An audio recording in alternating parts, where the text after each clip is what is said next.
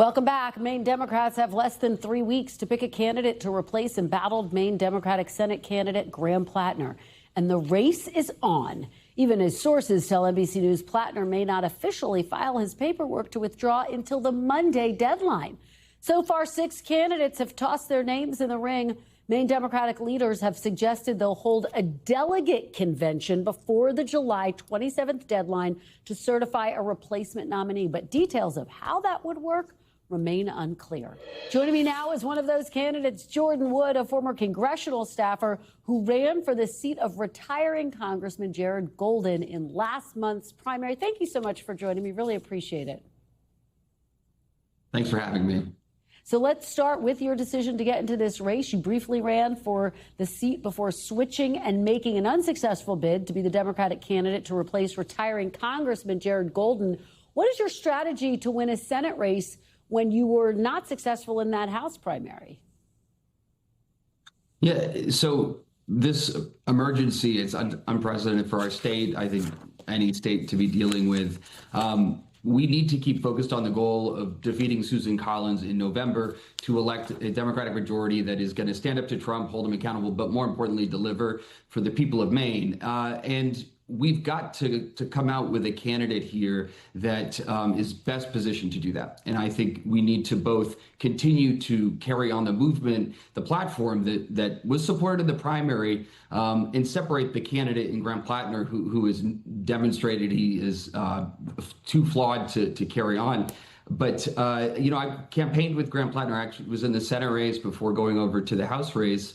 And Graham and I have the same platform. We both support Medicare for all. I support putting conditions on future aid to Israel and ending the genocide in Gaza. I support getting rid of the filibuster so that we can guarantee abortion rights, democracy reform, and so many other issues. So I feel confident that I am a candidate who can carry on with that platform because I have run on it. And the people of Maine know that. I've had town halls in all 16 counties across the state. And so I feel like we owe it to voters to have a process where there is a pool of candidates considered. As a candidate who just got 20,000 votes in the last election, I owe it to the people of Maine to let them make another decision. You got 20,000 votes. Graham Platner in his primary got 150,000 votes. Do you think you have enough time to energize Democrats, independents, the type of voters you would need in order to win in November? How are you going to do that? Yeah, absolutely. I mean, I mentioned we've had town halls in all 16 counties, over 40 so far. We're starting them again on Monday. People here, independents, but particularly people that voted in this primary, are very committed to defeating Susan Collins. We do not want to go through 6 more years of her as a senator, and that will rally people together. There is too much at stake for the future of our country, for our democracy, to not put everything into this challenge. And I know that Susan Collins was elected when I was in 2nd grade. She was my senator for much of my life. And I know why people need change, because she is no longer delivering for us the way that we need to. Well, you are talking about the policies on which you agree with Graham Platner. Would you accept his endorsement if he offered it to you? No, I would not accept his personal endorsement, but I welcome unions, progressive organizations, leaders, people that were part of this movement to come join this campaign. But I think it is best that Graham step aside and not make himself a focus of this general election, because it will undermine the effort to beat Susan Collins. You know, it's interesting because you called on Platner to drop out of the Senate race back in October after those Reddit posts came to light, as well as that Nazi tattoo, which he says he doesn't know what the meaning of that was initially. But do you think it was a mistake by others in your party to hang on so long? Should others have come to the same revelation sooner? Yes, I do. And it was not an easy decision I made in October. We have ranked choice voting here in Maine. And so one thing that Graham and I talked about on the campaign trail is that it's okay to have 2 aligned progressives. We're both millennials, reformers running, because it doesn't take away from the other's campaign. You can work in coalition. And when the first disclosure of these Reddit posts came out, I waited to see how Graham responded to them as they built. But I was not satisfied with his explanation and how long these had gone on. My husband is Jewish. We are gay. Some of the homophobic slur. I didn't feel like he understood the pain he caused other people. But on the tattoo as well, I was not satisfied with his explanation.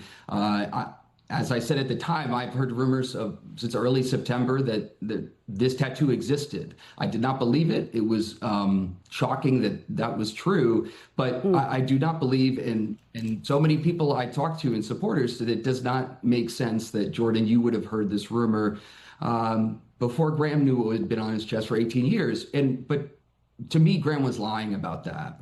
And that's the big crisis we deal with here, is if you are not going to be truthful and transparent about these transgressions in the past, I believe deeply in forgiveness and second chances, but we don't know what else you could be lying about. And it is such a risk with so much at stake for our country to nominate a candidate that hasn't been truthful with the people surrounding them that are helping them get elected. Ultimately, people did not agree with me, and I stepped down to run in another seat because I do agree with Graham on the issues.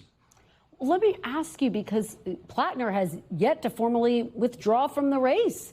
Now, sources are telling us that he's planning to do so on Monday. That's when the deadline is.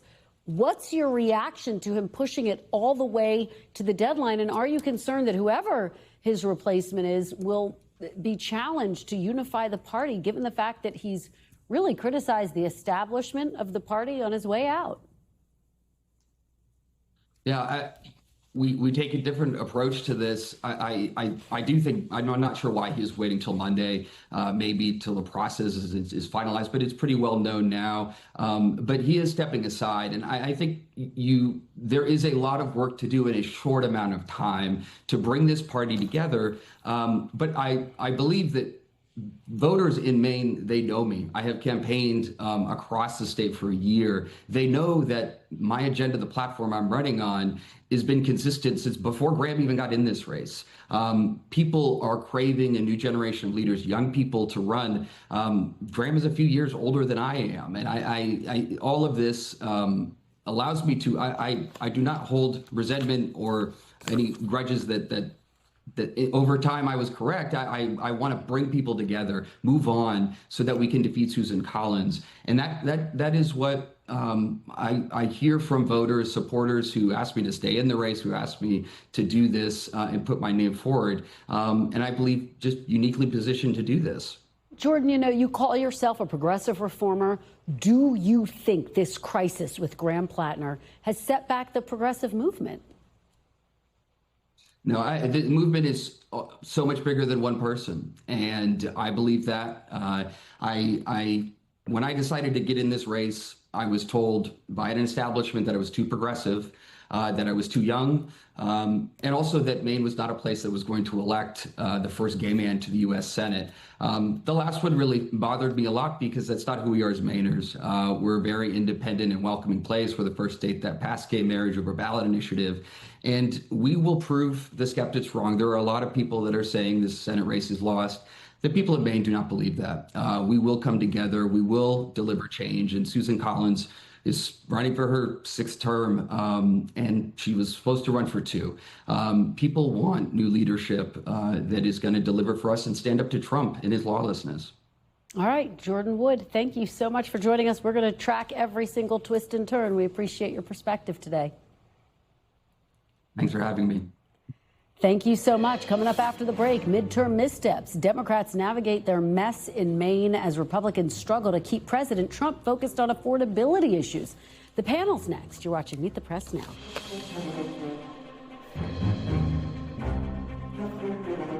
We thank you for watching, and remember, stay updated on breaking news and top stories on the NBC News app or watch live on our YouTube channel.